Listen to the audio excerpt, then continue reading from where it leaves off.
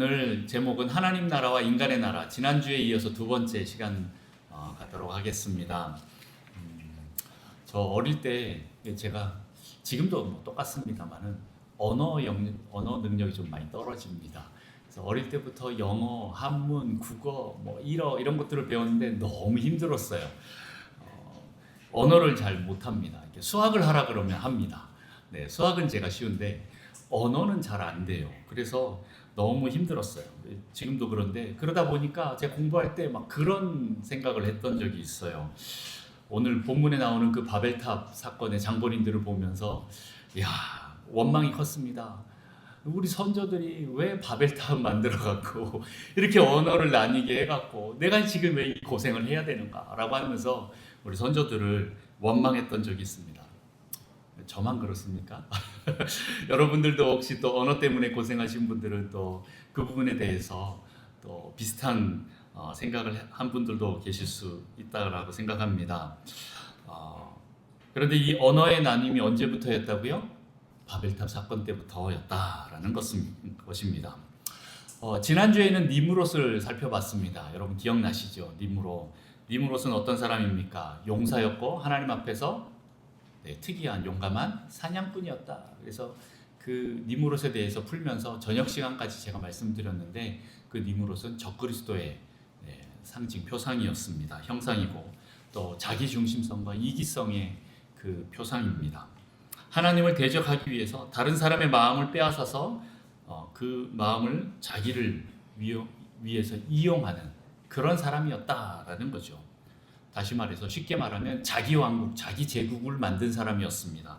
실제로 많은 도시와 성읍들을 세우고 또 그들을 묶어서 제국을 만든 사람이에요.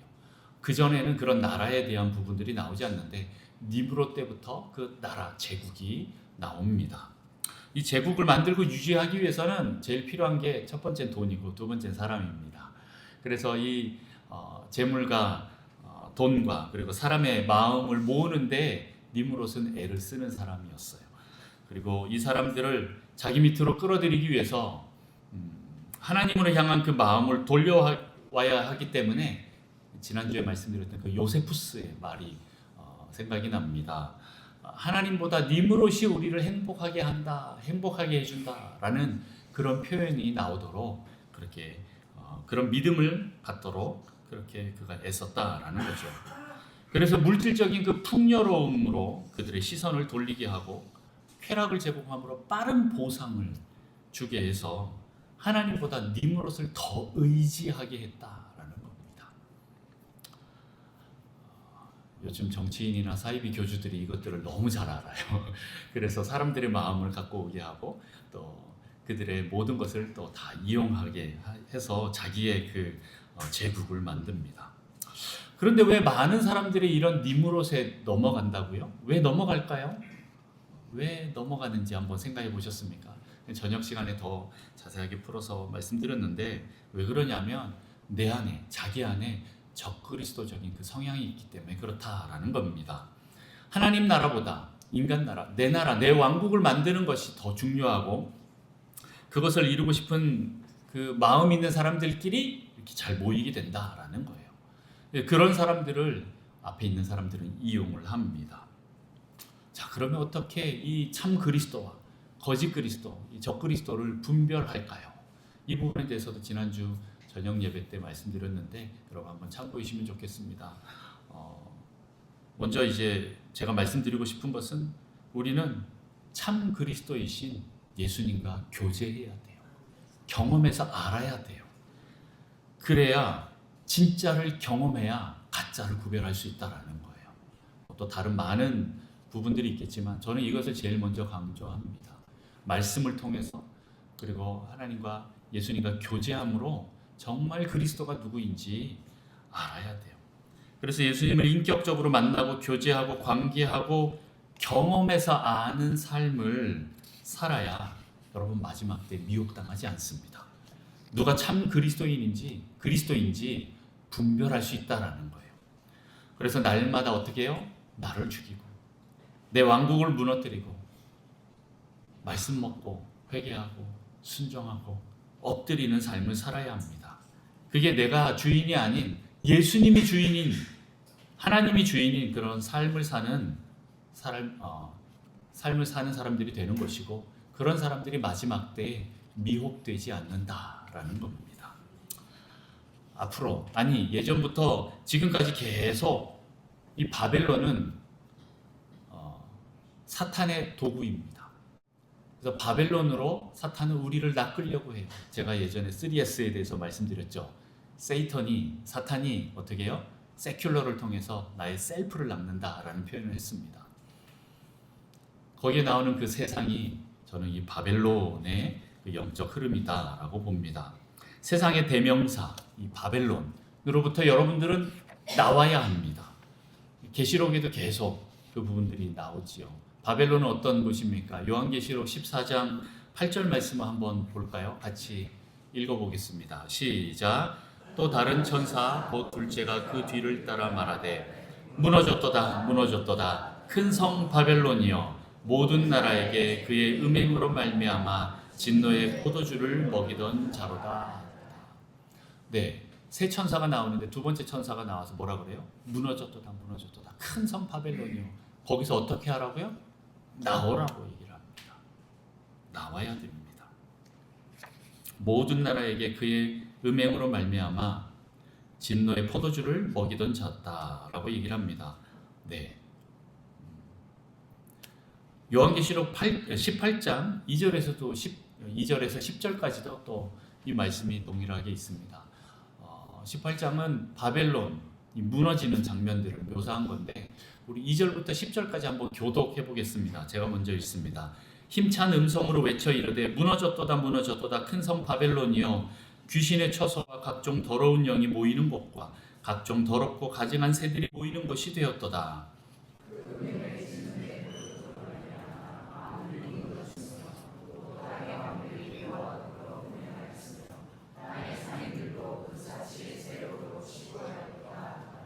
또 내가 들으니 하늘로부터 다른 음성이 나서 이르되 내 백성아 거기서 나와 그의 죄에 참여하지 말고 그가 받을 재앙들을 받지 말라.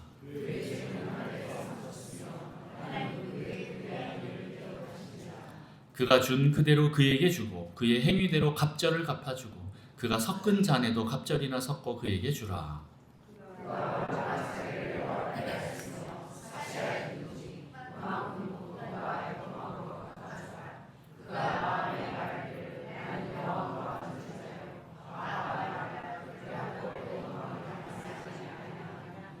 그러므로 하루 동안에 그 재앙들이 이르리니 곧 사망과 애통함과 흉년이라. 그가 또한 불에 살라지리니 그를 심판하시는 주 하나님은 강하신 자이심이라.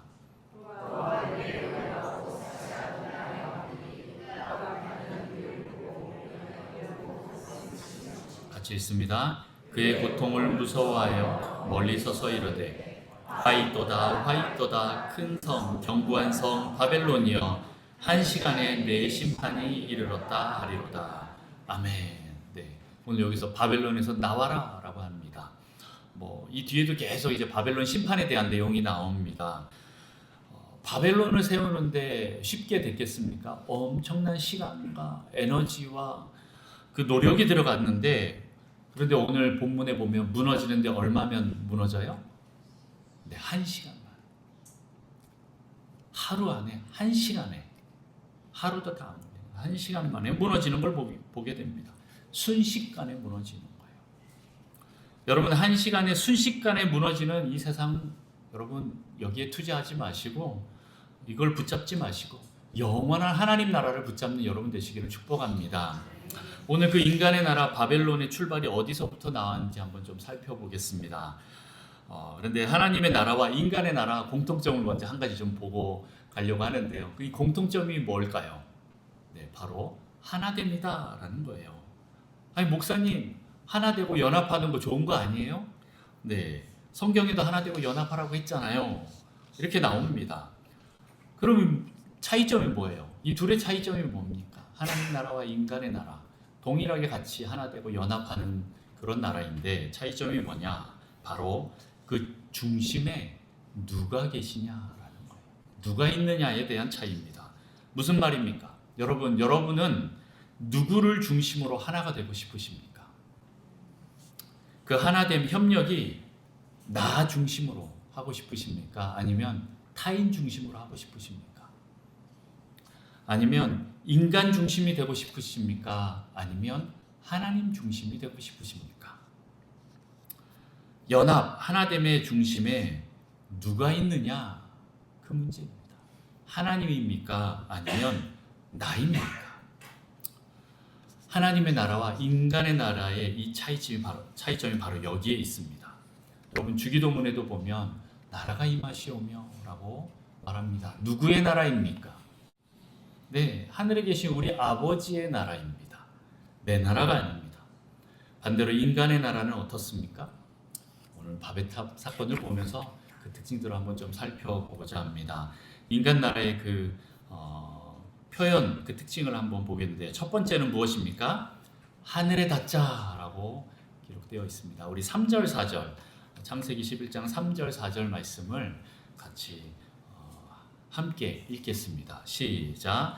서로 말하되 자 벽돌을 만들어 견고히 굽자하고 이에 벽돌로 돌을 대신하며 역청으로 진흙을 대신하고 또 말하되 자 성읍과 탑을 건설하여 그 탑 꼭대기를 하늘에 닿게 하여 우리 이름을 내고 온 지면에 흩어짐을 면하자 하였더니 아멘. 네. 무슨 말일까요? 오늘 여기 보면 돌을 대신해서 벽돌을 만들고 진흙을 대신해서 역청을 만들었다라고 이렇게 얘기를 합니다. 지금 이 바빌탑이 세워지는 장소가 어딜까요? 신할 평지입니다. 여러분 평지에 가면 돌이 없습니다. 네, 돌은 주로 이제 산이나 이런 데 있어요. 제가 어릴 때 들었는데 저희 아버지가 이제 만주에서 태어나셨거든요. 근데 할아버지가 젊을 때 돈 벌려고 이제 일제시대 때 만주로 넘어가셨는데 좀 부끄러운 얘기인데 하나님을 잘 못 믿을 때, 잘 모를 때 그때 이제 했던 방법이 하도 이것저것 다 하는데 다 실패하니까 뭐라도 좀 해야겠다라고 생각을 하고 막 이렇게 고민하고 있을 때 갑자기 이제 중국 군인 한 장교가 지나가더래요. 그런데 옆에 보니까 총을 차고 있더래요. 그래서 저 총을 뺏어서 은행을 털던 가게를 털던 해야겠다라는 마음이 확 들었대요. 그래서 그 사람을 따라가면서 기회를 엿보는데 이제 저 사람은 총이 있고 나도 무기가 있어야 되잖아요. 그래서 주변에서 돌을 찾는데 돌이 안 보이더래요. 뭐 한때 소문으로는 만리장성 짓는다고 다 돌을 걷어갔다 이런 얘기가 있을 만큼 그래서 돌을 못 찾아갖고 포기했다라는 그런 전설을 들었습니다. 전설이었으면 좋겠습니다만은 어쨌든 그런 평지에 가면 만주 이제 벌판에 가면 돌이 없대요. 그것처럼 신할 평지에 가면 돌이 없는 거예요. 지금 뭔가 쌓아야 되는데 돌이 필요한데 돌이 없으니까 어떻게 합니까? 그 당시에 벽돌을 만드는 그 기술이 있었다라는 거예요. 인간의 그 모든 기술을 다 해서 벽돌을 만들고 진흙 대신 어떻게 해요? 역청을 발라서 물이 들어오지 않게 하고 서로 끈적거리게 딱 달라붙게 지금 이제 몰타르처럼 시멘트처럼 접착제를 만든 거죠. 아주 굉장히 강력한 탑을 만들기 위해서 그렇게 했다라는 겁니다. 다시 말해서 인간의 기술을 총동원했다라는 거예요. 탑을 그렇게 만들어서 어떻게 해요?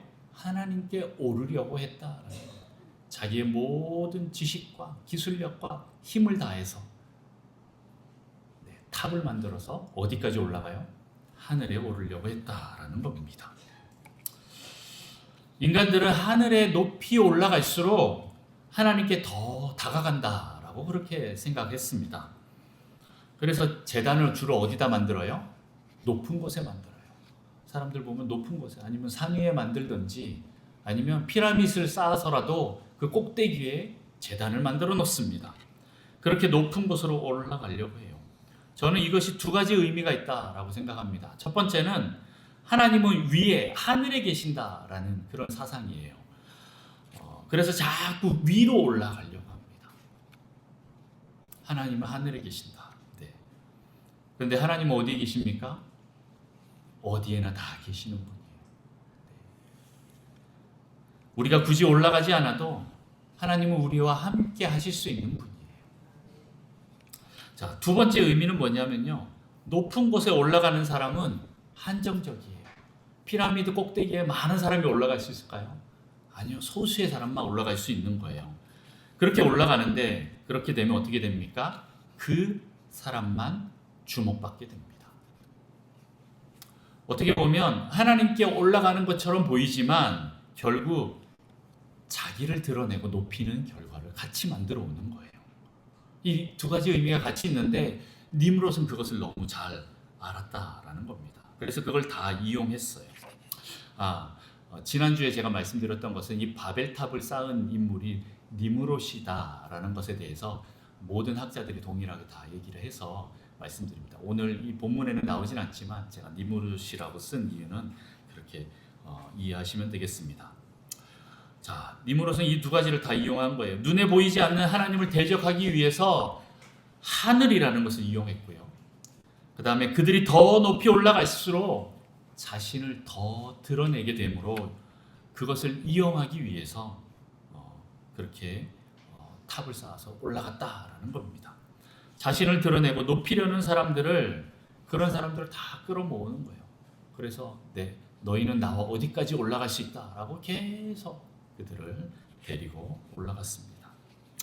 자, 어쨌든 니므롯은 자기가 원하는 것을 이루기 위해서 거짓말로 사람들을 속이고 이용합니다. 특히 자신들의 최고 기술을 이용해서 계속 높이 올라갑니다. 여러분의 그 어린 시절에 가장 높은 건물은 무엇이었습니까? 저는 3일 빌딩 세대는 아닙니다. 어떤 분들은 3일 빌딩이 제일 높았다라고 이렇게 하시는 분 계신데 저는 3일 빌딩 잘 모르고요.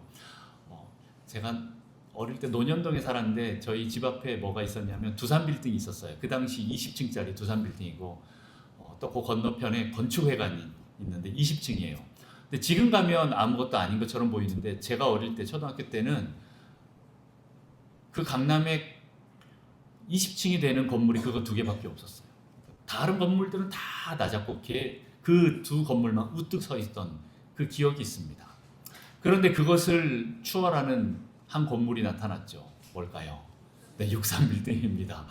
63빌딩을 제가 보는데 그 황금빛 그 유리로 쫙 하늘 높이 올라간 그 빌딩을 볼 때 태양이 거의 딱 반사돼서 보면 잠깐 눈이 부시니까 이렇게 눈을 찌푸리면서 실눈을 뜨면서 겨우 그 빌딩을 높이 쳐다봤던 기억이 있습니다. 요즘 젊은 애들한테는 63빌딩은 별로 높은 빌딩이 아닙니다. 어떤 게 있습니까? 네, 롯데타워가 있습니다. 123층 555m 롯데타워가 있습니다. 이 롯데타워를 보면 와, 멀리서도 야, 저 타워가 보이네 이렇게 합니다. 지금 우리 동네에서는 잘 안 보이죠. 근데 옆에 이제 우이동에 계곡 조금만 올라가면 롯데타워가 보이더라고요. 그걸 보면서 야, 저게 얼마나 높으면 이 멀리서도 보일까 이런 생각을 하게 됩니다. 문제는 제가 63빌딩이든 그 롯데타워든 아직 그 밑에까지만 가보고 꼭대기는 아직 못 올라가 봤습니다. 나중에 한번 꼭 가봐야겠습니다. 그런데 저는 이 롯데타워를 보면 볼수록 자꾸 속 안에서 드는 생각이 있어요. 야, 바벨탑이 저러지 않았을까라는 그런 생각을 해보게 됩니다. 자꾸 바벨탑이 떠올라요.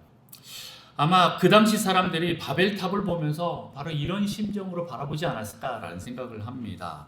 자꾸 우러러보고 가보고 싶고 올라가 보고 싶고 또 뭔가 인간의 능력의 그 위대함을 상징하는 그 유토피아와 같은 그런 느낌을 받았을 것 같다라는 생각이 듭니다.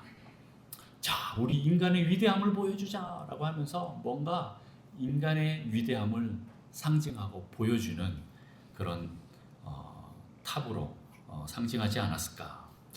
또 그들은 그런 인간들의 마음을 담지 않았을까라는 생각을 해봅니다. 그런데 하나님은 어땠을까요? 우리가 볼 때는 어디서나 다 보이는 그 높은 탑, 신할 평지의 그 높은 탑, 그 바벨탑을 오히려 하나님이 그 성읍과 탑을 보려고 어떻게 하십니까? 내려오시는 거예요. 무슨 말입니까? 인간의 거대한 이 바벨탑은 하나님 앞에서는 내려오셔야만 보일 만큼 작은 거예요. 우리가 인간의 나라를 아무리 높이 쌓아도 그건 우리 만족일 뿐이지 하나님 앞에서는 보잘것없는 것입니다. 다시 말해서 반대로 우리 힘으로는 하나님께 도달할 수가 없어요. 그냥 내 왕국을 만들 뿐이고 온 우주 만물을 창조하신 그 하나님께는 작은 미물에 불과하다라는 것입니다. 하나님이 오셔야만 우리는 하나님을 만날 수 있는 거예요. 하나님이 문을 열어주셔야만 우리가 올라갈 수 있고 들어갈 수 있는 것이지 인간의 의지로 하나님을 마음대로 만날 수는 없습니다. 그런데 감사한 것은 사랑의 하나님께서 우리에게 문을 열어주신다라는 거예요. 그 유일한 문으로 들어가셔서 하나님을 만나시기를 축복합니다. 자, 두 번째입니다. 두 번째 표현은 무엇입니까? 우리 이름을 내자입니다. 아까 4절에 읽었는데 그 탑 꼭대기를 하늘에 닿게 하고 그 다음 어떻게 해요? 우리 이름을 내고 라고 말합니다. 이름을 낸다는 것은 무엇일까요? 그것은 자기 존재를 드러낸다라는 것입니다. 어떤 존재입니까? 하나님이 무시하지 못할 그런 존재가 되고 싶다라는 거예요. 그런 존재로 드러내고 싶은 것입니다. 이제는 홍수 심판으로도 나를 휩쓸지 못할 만큼 내가 하나님만큼 위대한 존재가 되고 싶다. 그래서 하나님이 우리를 심판하지 못하게 하겠다라는 그런 존재가 되고 싶다라는 거예요. 쉽게 말하면 하나님께 무시받고 싶지 않은 겁니다. 내 뜻을 당당히 말해서 관철시키고 싶은 그런 존재가 되고 싶었다라는 거죠. 그리고 이것은 자기 계획을 이루려고 하는 그런 목적이었고, 그리고 결국 하나님의 이름을 밀어내려는 교만이었다라는 것입니다. 그러나 오늘 본문에 보면 성경에는 바벨탑 사건에서는 그 누구의 이름도 기록되지 않았습니다. 결국 누구의 이름도 드러내지 못하는 결과로 끝이 났다라는 거예요. 우리의 이름을 드러내자 했는데 결국 아무 이름도 드러나지 않았어. 자기 이름을 드러내려고 하는, 다시 말해서 자기가 하나님이 되고자 하는 이 인간의 욕망은 결국 실패하게 된다라는 거예요. 어릴 때 저만 그런지 모르겠지만 남자는 태어나면 인생의 역사의 그 한 획을 긋고 가야지 이런 표현들을 많이 해서 뭔가 위대한 사람이 되고자, 유명한 사람이 되고자, 이름을 드러내고자 하는 그런 생각들을 많이 가졌던 것 같습니다. 그런데 많은 사람들이 자기 이름을 드러내려고 하지만 다 자기 이름을 드러낼 수 있는 것이 아닙니다. 오히려 어떻게 보면 악하게 자기 이름을 드러내는 사람들, 또 악명으로 또 유명한 사람들이 될 수도 있습니다. 어쨌든 많은 사람들은 그 자기를 드러내려고 하는 그 욕망이 너무 강하다라는 건데, 문제는 그게 다 실패하게 된다라는 거예요. 여러분, 오직 이름을 드러내고 그 존재를 인정받아야 될 분은 누구이십니까? 하나님 한 분밖에 안 계십니다. 오직 하나님 한 분밖에 없습니다. 오직 하나님의 이름만 여러분 높이고 찬양하고 경배하시기를 축복합니다. 세 번째는 무엇입니까? 흩어짐을 면하자입니다. 네, 온 지면에 흩어짐을 면하자 하였더니 온 지면에, 온 땅에 하나님께서는 인간들에게 축복하시면서 어떻게 말씀하십니까? 온 땅에 충만하라. 그렇게 말씀하셔요. 그렇게 명령하십니다. 그런데 인간은 그 명령을 거부하고 어떻게 합니까? 자기들이 원하는 그 안전지대로 모이기 시작하는 거예요. 거기 머물면서 안전을 확보하려고 했습니다. 그리고 자기들의 힘을 모아 하나님을 대적할 만큼 강함을 보이고자 했습니다. 하나님 없이도 살 수 있음을 보여주려는 그 교만함이었다라는 거죠. 그러나 하나님은 자신의 명령을 거부하고 자기를 대적하는 인간들에게 내려오십니다. 그리고 하나님께서 인간들을 치시면서 심판하십니다. 어떻게 합니까? 네, 하나인 그들의 언어를 혼잡하게 만듭니다. 그래서 서로 알아듣지 못하게 하는 거예요. 그래서 결과가 어떻게 됩니까? 흩어짐을 면하려고 모였던 그 인간들이 오히려 온 지면에, 온 땅에 흩어지게 되는 거예요. 마치 이건 조금 다른 얘기긴 하지만 예수님께서 승천하시면서 뭐라고 말씀하십니까? 제자들에게 너희가 성령을 받으라. 그리고 나서 어떻게 됩니까? 예루살렘과 온 유대와 사마리아 땅끝까지 이르러 내 증인이 되라 라고 하는데, 예루살렘 안에서는, 유대 안에서는 교회를 이루고 큰 공동체가 됩니다. 그 문화를, 그 유대 땅을 다 뒤바꾸는 그런 놀라운 역사가 일어나는데, 문제는 아직 사마리아와 땅끝까지 가지 않은 거예요. 그래서 어떤 일이 벌어집니까? 핍박이 일어나는 겁니다. 그랬더니 그제서야 사마리아로 가고 땅끝까지 흩어지는 그 역사들이 있었던 것입니다. 오늘 인간들이 더 흩어지지 않고 모이려고, 자기 이름을 드러내려고, 우리의 그 뜻을 관철하려고 모이면 모일수록 하나님이 그것을 흩으시는데, 인간의 뜻과는 반대로 결과가 일어난다라는 겁니다. 우리 8절 9절을 같이 한번 읽어보겠습니다. 8절 9절 같이 읽습니다. 시작. 여호와께서 거기서 그들을 온 지면에 흩으셨으므로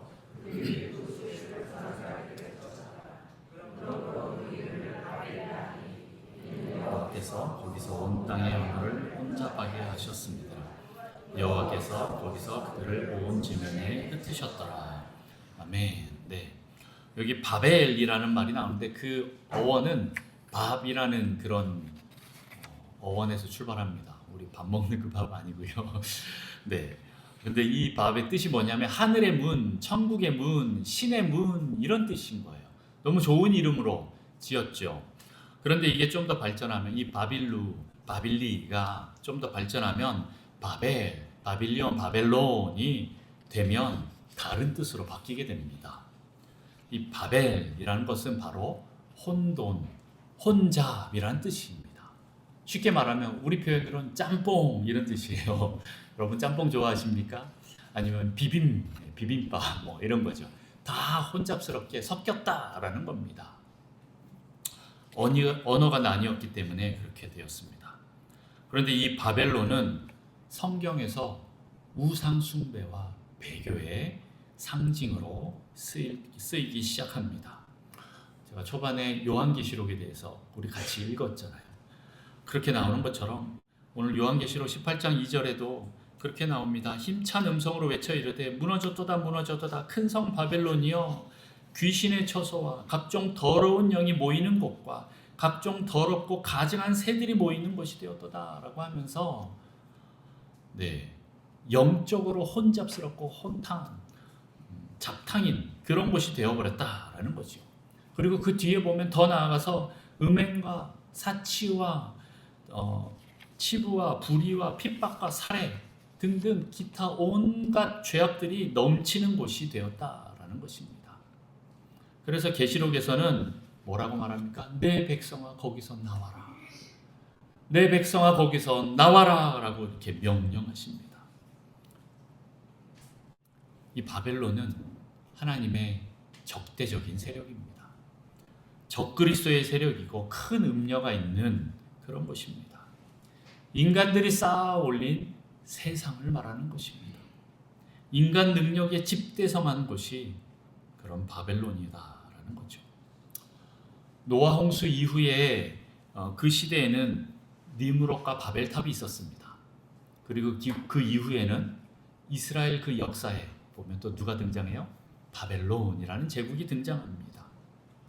그 다음은요, 바벨론 이후에 메대와 바사와 헬라가 나오는데 다 이 바벨론의 그 흐름을 갖고 있는 제국들입니다.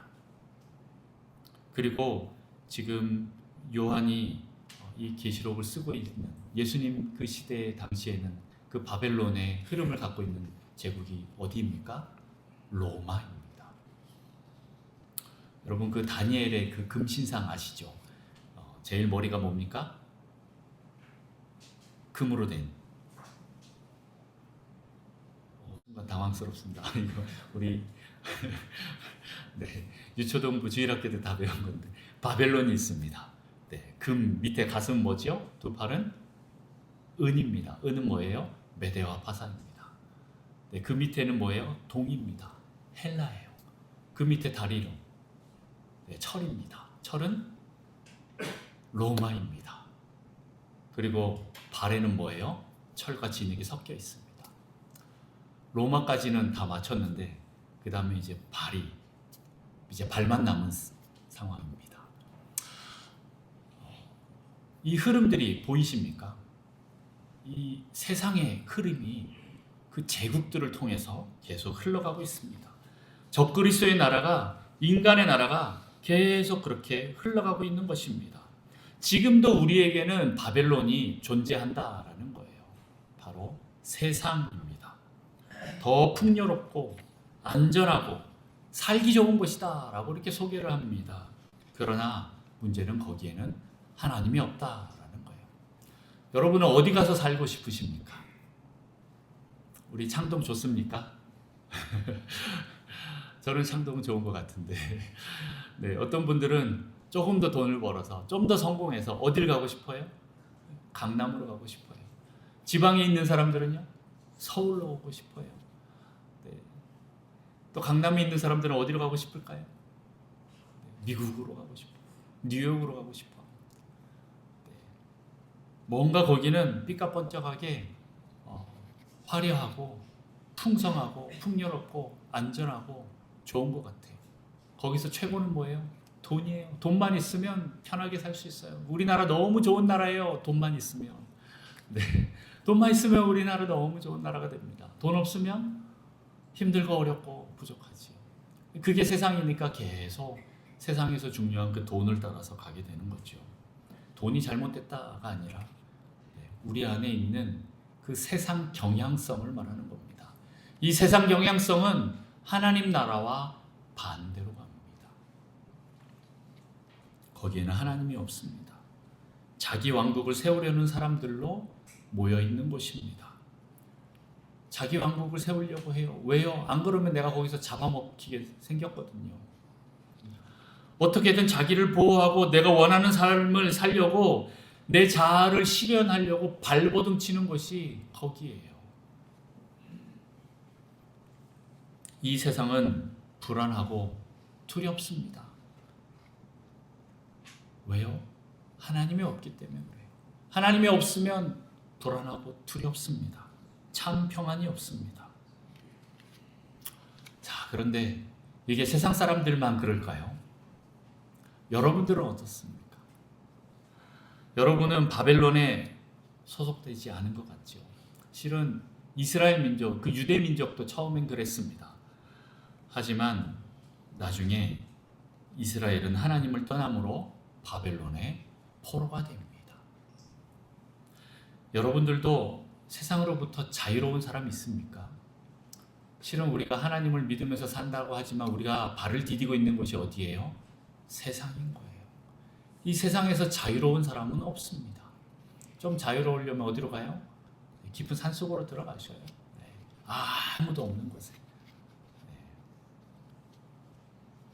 쉽지 않습니다.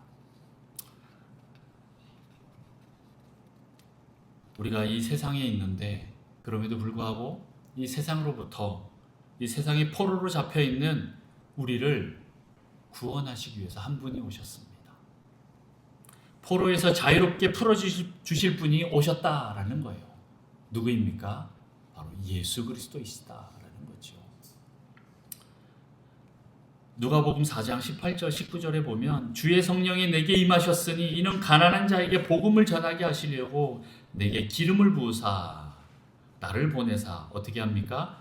포로된 자에게 자유를, 눈먼 자에게 다시 보게 함을 전파하며 눌린 자를 자유롭게 하고 주의 은혜의 해를 전파하게 하려 하심이라 하였더라. 이렇게 기록하고 있습니다.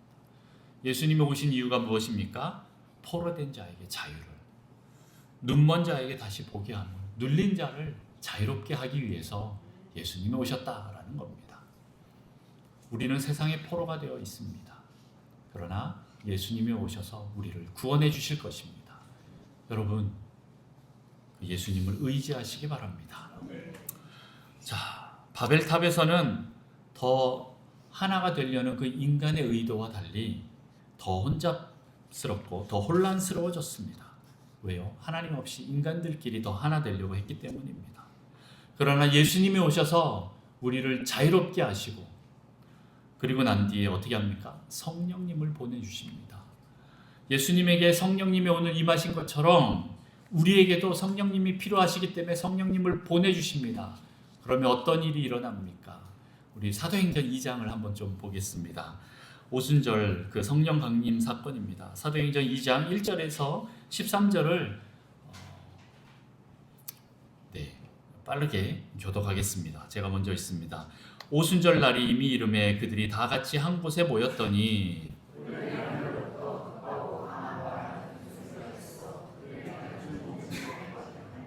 마치 불의 혀처럼 갈라지는 것들이 그들에게 보여 각 사람 위에 하나씩 임하여 있더니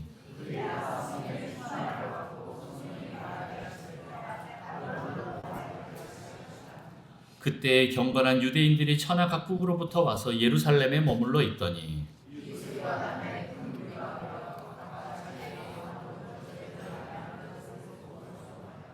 다 놀라 신기하게 여겨 이르되 보라 이 말하는 사람들이 다 갈릴리 사람이 아니냐.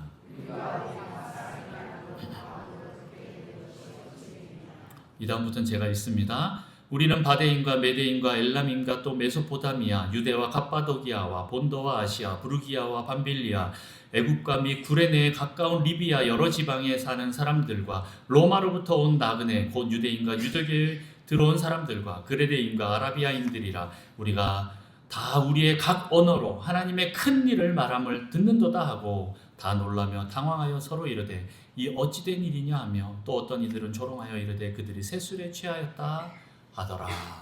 아멘. 네, 어떤 일이 벌어집니까? 네, 오순절 성령 강림 사건이 임하니까 거기 있던 제자들이 성령 충만하니까 방언이 터진 거예요.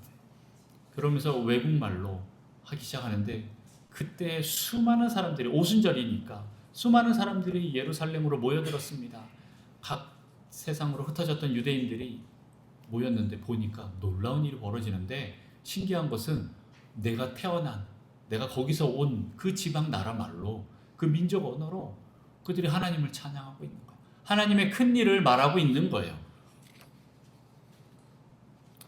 그 사건을 보게 되었다라는 겁니다.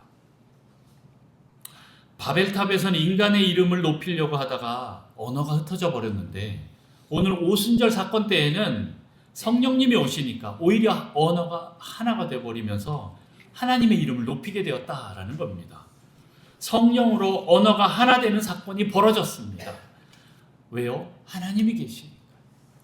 혼란스럽고 혼잡하던 곳에 질서가 잡히고 말을 알아듣게 되며 또 하나님을 높이고 찬양하는 일이 생기게 되었다라는 거예요.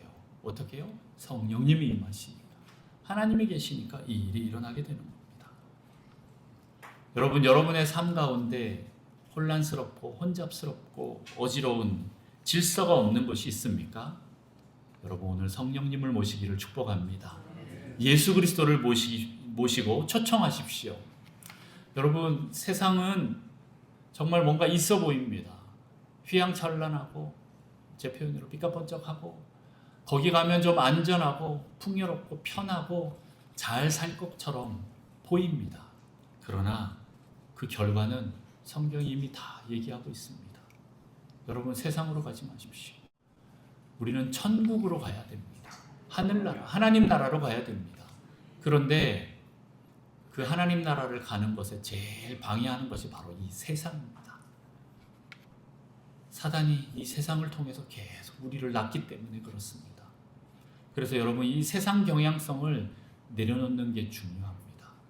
쉽지 않지요. 제가 압니다. 저도 이것이 계속 올라옵니다. 저녁에 또 더 풀어서 말씀을 드리겠는데 우리 안에 율법주의가 있으면 이 세상 경향성이 굉장히 커집니다. 여러분, 세상을 향한 그 마음을 내려놓고 예수 그리스도를 모시고 세상에 발을 디디지만 우리가 하늘을 바라보는 영원한 하나님 나라를 보는 여러분 되시기를 축복합니다. 여러분 하나님 없이 혹시 높아지려고 했던 그런 마음 없었습니까? 아니면 하나님 없이 안전하고자 하지는 않았습니까? 혹 하나님이 없이도 잘 살 수 있다라고 혹시 착각하지는 않았습니까? 여러분, 하나님 중심이 되는 삶을 선택하십시오. 그러면 바벨론과 같이 혼란스럽고 죄악으로 가득 찬 내 인생이 질서가 잡히게 될 것입니다. 그리고 하나님의 그 축복 안으로 들어가게 될 것입니다. 혹 여러분 중에 실패한 일로 괴로워하고 힘들어하시는 분 계십니까? 하나님이 여러분과 함께 하신다면 하나님은 우리의 실패를 통해서 새로운 일을 만드실 것입니다. 새로운 길을 여실 거예요. 그래서 날마다 여러분의 삶 속으로 주님을 초청하십시오. 은혜를 구하십시오. 내 힘으로는 할 수 없다라고 여러분 고백하면서 주님을 의지하십시오. 그러면 주님의 구원을 맛보게 될 것입니다. 여러분, 인간의 나라, 내 왕국, 이걸 무너뜨리십시오. 그러면 하나님이 통치하시는 하나님의 나라의 그 백성이 될 것입니다. 이런 고백을 하는 자들을 통해서 하나님은 하나님 나라로 계속 초청하십니다. 이루어라, 내 백성이 되어라, 내가 통치하는 이 나라로 들어와라 라고 하면서 그 천국 문을 열어놓고 계십니다. 오늘 바벨탑을 쌓은 그 인간의 의도와 달리 하나님은 그들을 흩으셨습니다. 그러나 탑이 무너진 그 자리에서 하나님은 또 다시 시작하십니다. 바로 탑이 무너진 자리 어디입니까? 시날 평지, 그 바벨이란 곳인데 이제 뒤로 가면 어떤 곳이냐? 여기가 바로 갈대아 우르입니다. 갈대아 우르에서 나온 분이 있죠. 누굽니까? 네, 바로 믿음의 조상 아브라함입니다. 그 아브라함을 그곳에서 부르시고 아브라함을 통해서 하나님 나라를 세우십니다. 하나님을 믿고 의지하고 순종하는 자를 통해서 하나님 나라를 세우시는 것을 이제 창세기 12장부터 계속 보여주고 있습니다. 오늘도 여러분, 내 나라, 내 왕국을 세우는 자가 아니라 하나님을 믿고 의지하고 겸손하게 순종하여서 주님을 날마다 초청하여서 동행하는 하나님 나라의 백성이 되시기를 축복합니다. 기도하겠습니다. 하나님 아버지, 감사합니다. 오늘 인간의 나라와 하나님의 나라를 비교하면서 보게 되었는데, 하나님, 우리가 그동안 얼마나 내 나라, 내 왕국을 세우고 있었는지, 또 그 세상을 향한 내 마음이 얼마나 컸었는지 보게 됩니다. 하나님, 내가 너무 세상 안으로 깊이 들어가서 주님이 나오라고 하는 그 소리를 듣지 못할까 봐 겁이 납니다. 하나님, 우리의 영의 귀를 열어주셔서 주님의 음성을 듣게 하셔서 참된 구원자이시고 참된 그리스도이시고 참된 나의 왕이시며 주인이신 예수님의 음성을 듣게 하여 주옵소서. 성령님의 음성을 듣게 하셔서 하나님, 우리의 뜻이 온전히 주님께로 향하게 하셔서 주님과 날마다 동행하는 그런 하나님 나라의 백성 될 수 있도록 하나님 저희를 축복하여 주옵소서. 그렇게 아브라함을 부르시고 아브라함을 세우시며 하나님 나라를 만드신 그 하나님께서 오늘 저희를 부르시고 우리 북성실 교회를 부르셔서 하나님 나라를 세워주시기를 간절히 원합니다. 하나님, 이곳에 하나님의 나라가 온전히 세워질 수 있도록 축복하여 주옵소서. 우리의 강함을 내려놓고 우리의 약함을 드러내며 온전히 주님만을 의지하기 원합니다. 겸손하게 주님께 순종하며 가겠습니다. 오늘도 말씀 먹고 회개하고 순종하고 엎드리는 삶을 통하여 나의 주인, 나의 왕이 하나님이심을 날마다 선포하며 가는 저희 될 수 있도록 축복하여 주옵소서. 예수님의 이름으로 기도합니다. 아멘.